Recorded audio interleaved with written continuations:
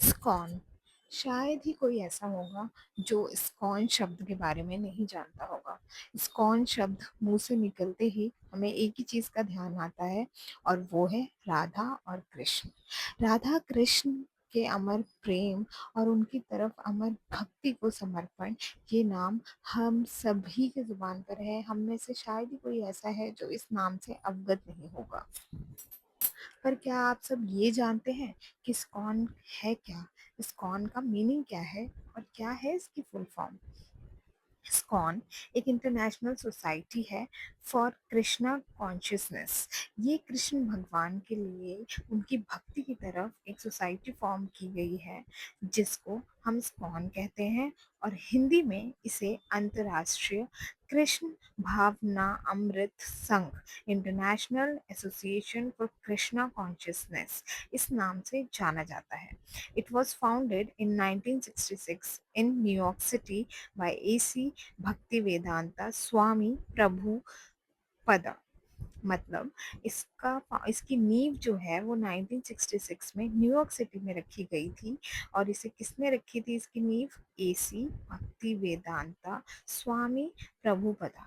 और आज की हमारी ये वीडियो इस्कॉन टेम्पल की है जो दिल्ली में ईस्ट ऑफ कैलाश में स्थित है। दिल्ली के इस ईस्ट ऑफ कैलाश मंदिर में स्थित मंदिर में, जिसे श्री श्री राधा पार्थसारथी मंदिर के नाम से भी जाना जाता है, भारत के सबसे बड़े और प्रमुख इस्कॉन मंदिरों में से एक है। इसकी स्थापना और इतिहास बेहद ही दिलचस्प है। इस्कॉन के स्थापक एसी भक्तिवेदांत स्वामी प्रभुपाद का सपना था कि देश की राजधानी दिल्ली में एक भव्य वैदिक सांस्कृतिक केंद्र और मंदिर हो।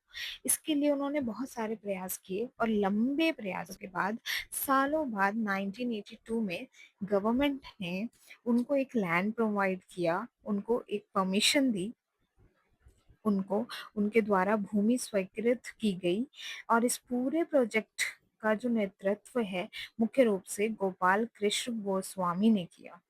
और 1993 से 1995 के बीच ये काम तेजी से चला और इसे भारत के प्रसिद्ध और पद्मश्री से सम्मानित आर्किटेक्ट अच्युत कान विंदे ने डिजाइन किया था। उन्हें प्रभुपाद के अनुयायियों के लिए ये काम बिना किसी फीस के किया था। उन्होंने कोई फीस नहीं ली थी इसका काम करने के लिए। उसके बाद मंदिर का उद्घाटन हमारे ही प्रधानमंत्री अटल बिहारी वाजपेयी ने किया था, और उन्होंने इस मंदिर का उद्घाटन, इस्कॉन टेम्पल जो कि दिल्ली में है, उसका उद्घाटन 5 अप्रैल 1998 को किया था। ये है इस्कॉन का ऑडिटोरियम। यहाँ पर आपको राधा कृष्ण की मूर्तियाँ, उनके श्रृंगार की सामग्री, उनके पूजा की सामग्री, आप जो भी लेना चाहे वो आपको यहाँ से मिल जाएगा। उनके कपड़े, उनकी ज्वेलरीज, आप जो भी राधा कृष्ण जी की लेना चाहें वो आपको मिल जाएगी उनकी मूर्तियों के साथ। हरे कृष्णा हरे कृष्णा।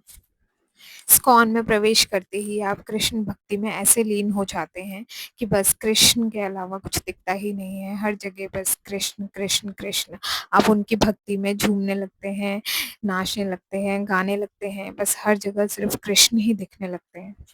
भगवान नारायण की भक्ति में कौन लीन नहीं होना चाहता। हर कोई भगवान नारायण की भक्ति में खो जाना चाहता है, और जो इनके भक्त हैं वो मेरी श्रद्धा और भक्ति उनकी तरफ समझ सकते हैं, उससे रिलेट कर सकते हैं कि भगवान कृष्ण सच में मोह लेते हैं। ये उनका प्रवेश द्वार है। यहाँ से हम घंटियों के बजाकर उनकी मंदिर में हमने प्रवेश किया। ये है हमारे मनमोहन जी की छवि जो फाइनली हमारे सामने आ गई। जैसे ही हमने एंटर किया तो हमने देखा यहाँ पर ऑलरेडी बहुत सारे भक्त मौजूद थे। आप देख सकते हो भगवान के कितने सारे भक्त यहाँ बैठे हुए हैं। कोई माला बना रहा है, कोई भजन गा रहा है, कोई उनके लिए फूल लेके आया है चढ़ाने के लिए। ऐसे हमने भी माथा टेका भगवान के आगे और उनसे बहुत कुछ मांगा कि वो हमारी ज़िंदगी में भी खुशियाँ भर दे और हमें अपनी भक्ति से कभी दूर ना करे, हम पे हमेशा अपनी कृपा बनाए रखें, और हमसे कुछ गलती हो जाए तो हमें उसके लिए क्षमा कर दें।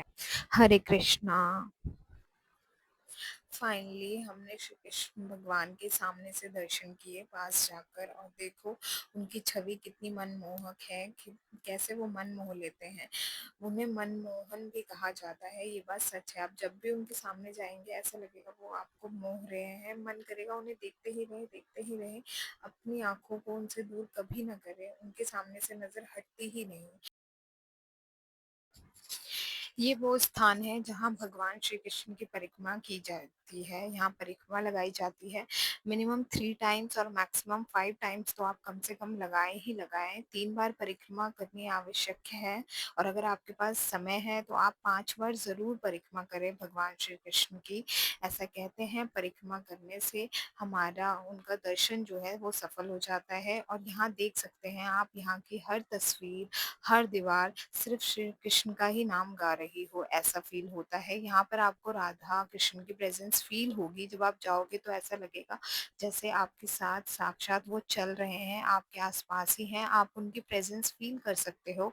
और यहाँ पर देखो भक्त बैठकर माला जाप करते हैं, उनका स्मरण करते हैं, यहाँ बैठकर राधा कृष्ण का ध्यान करते हैं। और हमने भी परिक्रमा की, और मैंने जितनी बार भी हम गए हैं, हमने परिक्रमा करी है, हमने खुद उनकी प्रेजेंस फील करी है, मैंने पर्सनली फील किया है उनकी प्रेजेंस को। तो आप भी यहाँ ज़रूर आएँ और उनकी प्रेजेंस को फील करें।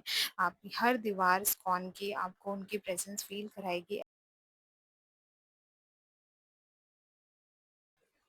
आप उनकी प्रेजेंस फील कर सकते हैं। आप देख सकते हो कितने सारे श्रद्धालु आए हुए हैं उनकी परिक्रमा लगाने के लिए, उनका आशीर्वाद लेने के लिए। और यहाँ लोग दूर दूर से आते हैं, कुछ दिल्ली के भी होते हैं और कुछ आउट ऑफ दिल्ली से भी आते हैं यहाँ भगवान के दर्शन करने के लिए। हे कृष्ण गोविंद हरे मुरारी, हे नाथ नारायण वासुदेवा। हरे कृष्णा। ये भगवान नारायण के नरसिम्हा अवतार की मूर्ति है। और आप ये देख सकते हो वॉल पे जो ये पेंटिंग्स बनी हुई है, ये भगवान श्री कृष्ण की जितनी भी लीलाएं हैं, भगवान नारायण ने जितने भी रूप हैं, उनको यहाँ पेंटिंग्स के थ्रू एक्सप्लेन किया गया है।